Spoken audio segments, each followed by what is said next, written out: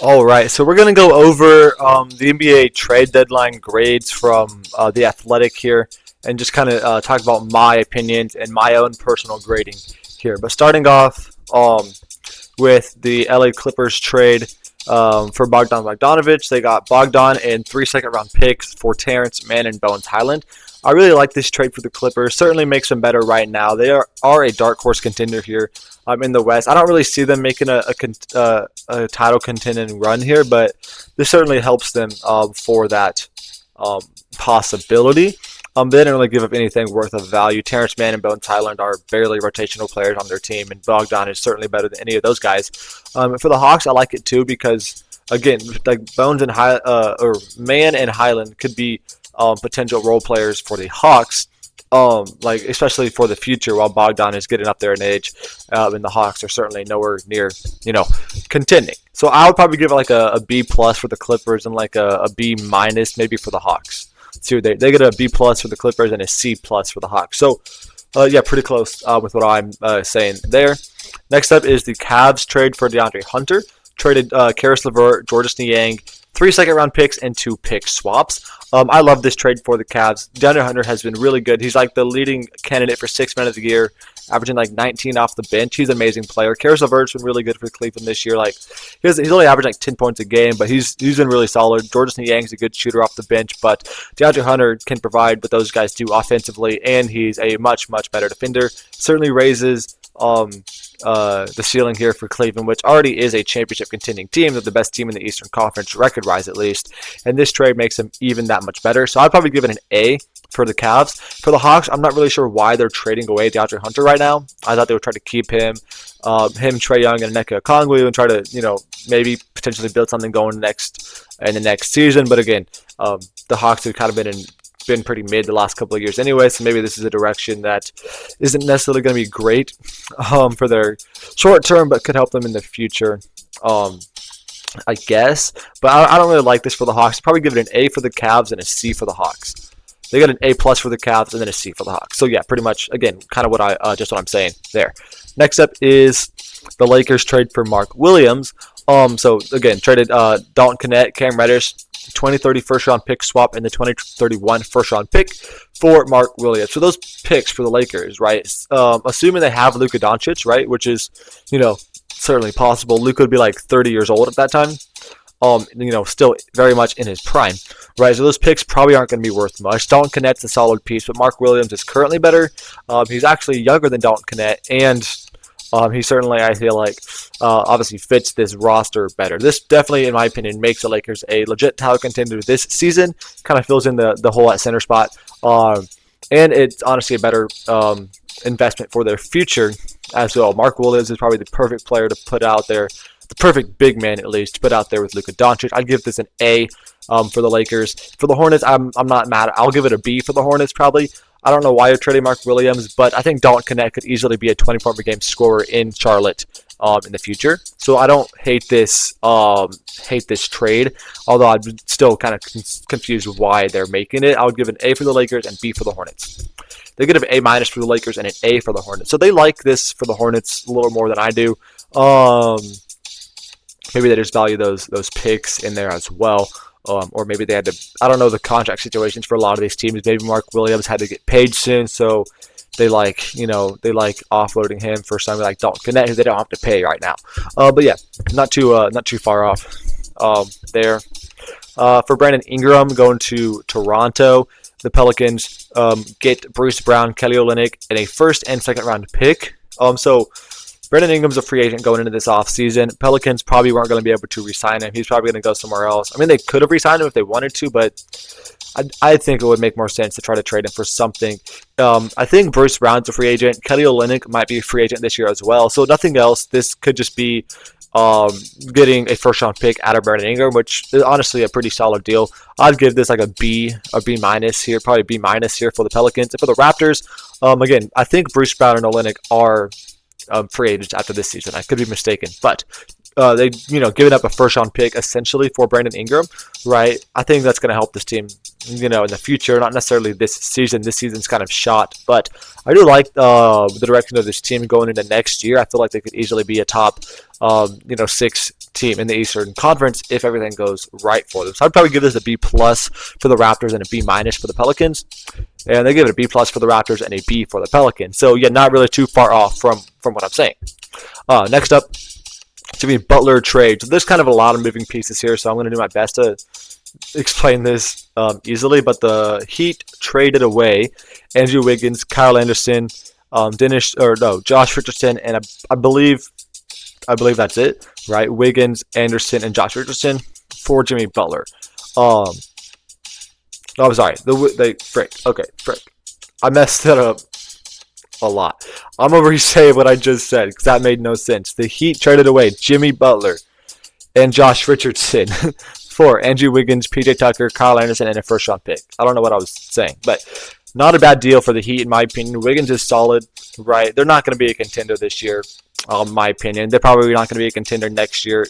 Like, none of the pieces that they got back are going to really help them be a contender next year either. But Wiggins is not a bad player at all. They get a first-round pick out of Jimmy Butler. Probably like a B minus for the Heat. They weren't going to get anything good out of Jimmy Butler just because the way things kind of ended there. But for the Warriors, they traded away Wiggins, Anderson. I believe that first-round picks from Golden State. I'm not 100% sure. They also traded Dennis Schroeder and Lindy Waters for Jimmy Butler. So a lot of depth pieces moving out for Golden State, but they get a superstar level talent, I believe, still personally, Jimmy Butler, right? I believe he has the potential to be a superstar level talent in the postseason at least. He's shown that year in and year out over the last few seasons. So I think this certainly raises their championship window right now and for next season, while not really giving up any future picks. I'll probably give this a B plus for the Warriors, a B minus for the Heat, and I'm not even going to care to really talk about the Pistons or Jazz because I'm not really sure if they gave up anything in this trade. But they give it a B for the Warriors, a B minus for the Heat. So yeah, pretty much what I'm saying. They also give it a B minus for the Pistons and a C for the Jazz, which I believe neither one of them even end up getting anything. Again, I don't think either one of those teams traded anything away, so there's not really much to analyze. Next up is the Kings trading for Jonas Valanciunas. So they traded Sidy Cissoko and 2 second-round picks for Jonas Valanciunas. I don't really know what the Kings are trying to do. They're very much trying to still be a competitive team, right? Their roster currently is a solid team, but they're going to be battling to be a play-in team in the Western Conference. So this trade really is just trying to further their status of being a play-in team this year, and I guess that's cool if that's what you're going for. I'll probably give this a C plus for the Kings because I don't really understand the focus here. Probably give it a C plus for the Kings and probably a C for the Wizards. I feel like you could have got something better than Sidy Cissoko for Jonas Valanciunas. They give it a B for the Kings, okay, and a C plus for the Wizards. All right. Next up is the Chris Middleton trade for Kyle Kuzma. So the Bucks traded away Chris Middleton, AJ Johnson, and a pick swap for Kyle Kuzma, Patrick Baldwin, and a couple second-round picks. For the Bucks, I'll probably give this a B.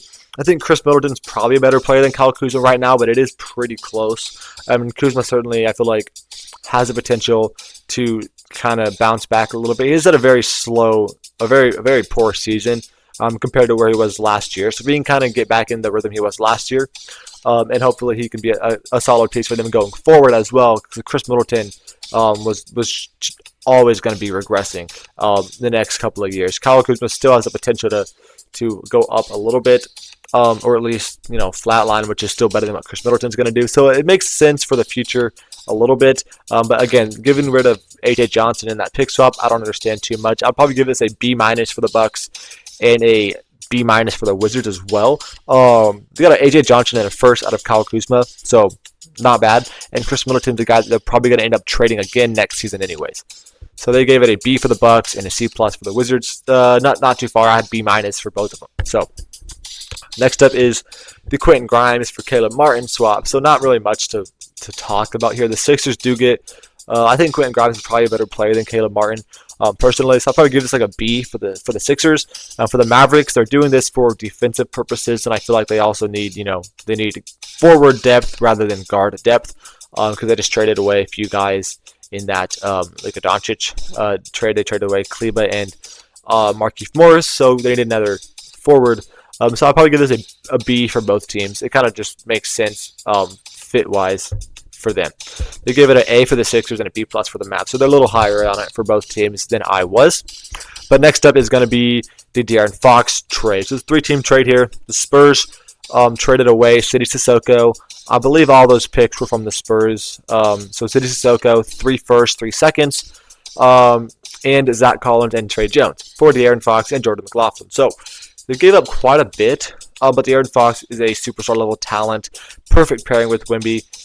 They did give up like a decent amount of stuff, but I'm still going to give this a plus trade for San Antonio because those first round picks probably won't mean much with Wemby and De'Aaron Fox on their team.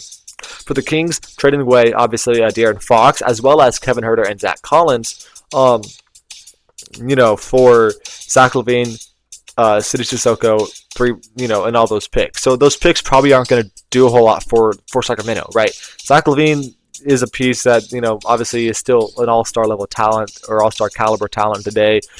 So they're obviously trying to still be a contender, which, again, I don't necessarily agree that they should be doing that. But for that purpose, it's not a horrible trade.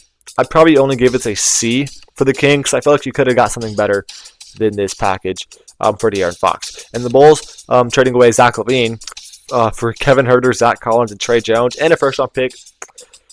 I don't feel like it's a very good trade. They didn't get a single young piece, really. Trey Jones, I guess, is kind of your young piece, but his potential, he's pretty much already reached his potential. He's going to be like a good quality, low-level starting point guard to a pretty good backup point guard. That's pretty much what he's going to be. The Bulls could have got a better package, so I'm going to give this an A for the Spurs, C for the Kings, and C for the Bulls. They gave it A minus for the Spurs, B minus for the Kings, and a B for the Bulls. So they like it better for the Kings and Bulls than I personally do, but whatever. Yeah, moving on to the Luka AD trade, obviously a pretty important one. Luka, Maxey, and Markieff Morris. The Mavericks traded away for Anthony Davis, Max Christie, and a first-round pick. So, for the Mavericks, I'll give it a C, right? I'm not going to give it an F, just because Anthony Davis is still a top 10 player in basketball, right? They are still, I think they're a worse team on paper right now than they were with Luka Doncic, but I still believe they are a potential title contender for this season as well as next season, right? Just not to the same level they would have been with Luka Doncic, so I'm going to give it a C for that reason. For the Lakers, trading away, AD, Christie the first, Jalen Hood-Schifino, and a couple second-round picks for Luka Doncic, who's obviously like a top 3 player in basketball right now when healthy. Also, 25 years old, potentially going to be the face of your franchise for the next 10 seasons. This is an A-plus trade for the Lakers every day of the week. For the Jazz, they got Jalen Hood-Schifino for pretty much nothing, so I guess a B minus. But I'm pretty sure they just cut him. I believe they just cut Jalen Hood-Schifino, so it doesn't really matter for them anyways. But they give it an A for the Lakers, a C for the Mavs, and they didn't even care to grade the Jazz. So pretty much agreed with me there. Next up will be, I guess these aren't really trade deadlines anymore, but we're gonna I guess go through these other trades they had. The Lakers traded away D'Lo, Maxwell Lewis, and some second-round picks for Dorian Finney-Smith and Shake Milton. So, we've already got to kind of see this a little bit, but I would personally, at this moment, give this probably a B for the Lakers and a B for the Nets, honestly. Dorian Finney-Smith has been pretty good for the Lakers. Shake Milton's a solid scorer off the bench. And D'Lo is struggling in LA. But for the Nets, they don't really give up anything like of future value, and they get a guy like D'Angelo Russell who, can provide, solid output for them right now, as well as be a potential trade candidate to get, something else in the future. So I like this trade for both teams. I'm going to give it a B for both. They give it A+ for the Lakers and a C+ for the Nets. But again, that was at the time of the trade, so over a month ago. Next up is going to be the Dennis Schroeder trade to the Warriors, who they have since traded away. So they traded away D'Anthony Melton, Reese Beekman, and 3 second-round picks for Dennis Schroeder.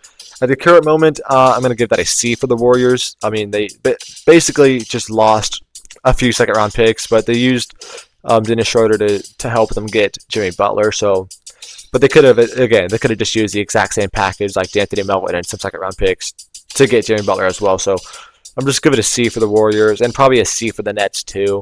It's just pretty basic trade. It doesn't really help either team at this point. They gave it an A for the Warriors at the time because Schroeder was playing really good. Give it a B for the Nets at the time, I guess. That is going to be it. I basically just ranked every single trade that happened this season. So let me know what your thoughts are. Who you think had the best additions of this trade deadline, and who you think will win the NBA championship. Goodbye.